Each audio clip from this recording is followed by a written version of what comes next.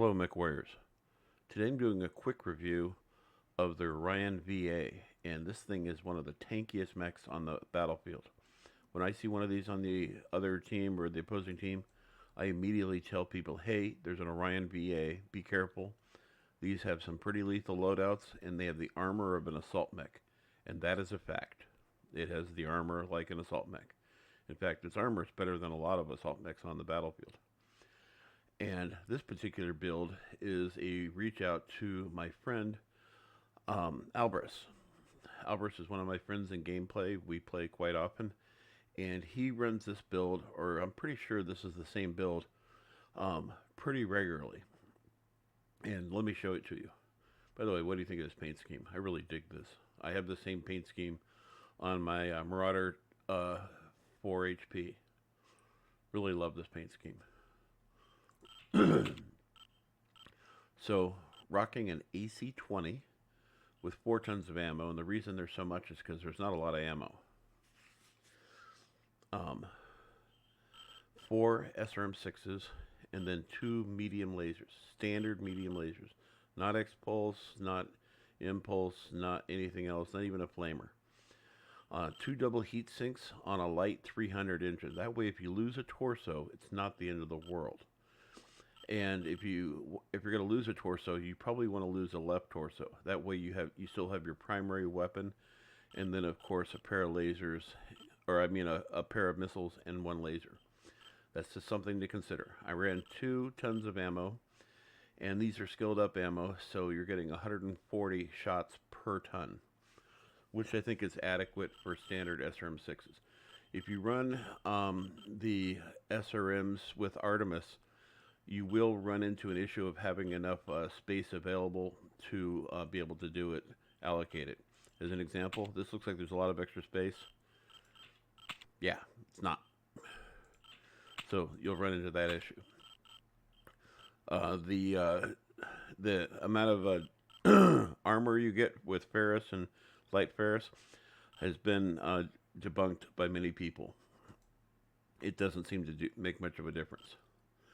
But with this build, you have a firepower of 81, you still have a speed of 64.8, and then you have a heat management of 1.37, which is really good. You're going to say very cool, even with all these weapons. When we come into the quirks, you have an inner sphere SRM velocity of plus 20%, heat minus 10%, cooldown minus 15%, range plus 10%. Here's where it gets really juicy. Base armor, center torso, plus 53. Left and right torso, plus 45. Left and right arm, plus 27. Left and right legs, plus 31. Crit hit chance receiving, minus 25%. Now that alone is really cool. And this is what makes an inner sphere mech. But look at this armor. Left torso and right torso, 125 to the front. And that's with having 4 in the rear, which I think is a little excessive in my opinion. But it's what it is. Center torso, 166. There are some assault mechs that don't get that high. Legs, 112. I don't think a Blood Adder or a Blood Asp has that much. Left and right arms, 88. Not incredible. I mean, it's pretty on par with a heavy mech. Maybe a little bit tankier on a heavy mech. Now, when you go to the skills tree, I don't have this skilled up properly for this build because I wanted to show you this quick build design.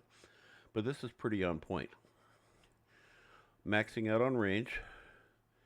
Heat dissipation, just a little bit. Velocity, missile features, because you want those missiles to be true and accurate. Additional armor, skeletal density, armor hardening, reinforced casing, 2 points into overheat damage. The only difference I would do on this, if I was running this as a full brawler build, is I would take the target decay out because it's absolutely irrelevant on this build. So take that out, throw it into here, and then come over here and max out the velocity.